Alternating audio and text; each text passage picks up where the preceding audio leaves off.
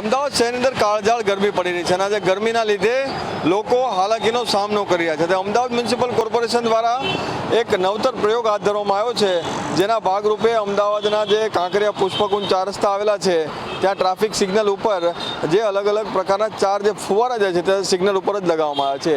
આ જે ફુવારા જે લગાવવામાં આવ્યા છે જેની અંદર જે પાણી જે છે તે પાણી રાખવામાં આવે છે, બેરલની અંદર પાણી ભરવામાં આવે છે અને પાણી જે છે તે સિગ્નલ ઉપર ઉભેલા જે લોકો છે તેની ઉપર છંટકાવ કરવામાં આવે છે.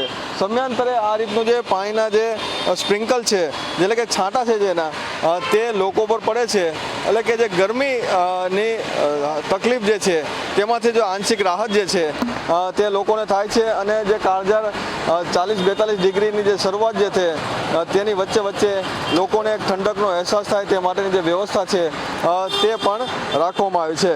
અચ્છા, કેટલા પીપળા તમે દરરોજ ભરો છો અને કેવી રીતે કામ ચાલુ થયાનું? દિવસના 500 લીટર પાણી જાય છે એક પીપમાં.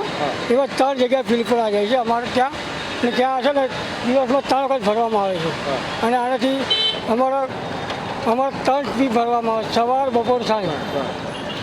તો કેટલી મજા આવે લોકોને મજા આવે, રાહત થઈ જાય. 5 મિનિટ ઉભા રહેવાની મજા આવે છે. સિગ્નલ ચાલુ થઈ જાય તોય ભરે લોકો.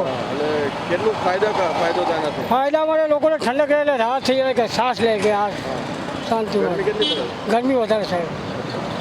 તો આ કાળઝાળ ગરમીની અંદર એક જે ઠંડક આપવા માટેનો જે પ્રયાસ છે તે કોર્પોરેશન દ્વારા કરવામાં આવે છે. આ પ્રથમ વખત આ રીતનો જે પ્રયોગ છે તે કરવામાં આવે છે. ભૂતકાળની અંદર જે અલગ અલગ પ્રકારના જે ગ્રીન કપડાં જે છે તે સિગ્નલ ઉપર લગાવવામાં આવતા હતા, પરંતુ હવે આ સ્પ્રિંકલ આ પ્રમાણે જે છે તે લગાવવામાં આવ્યું છે.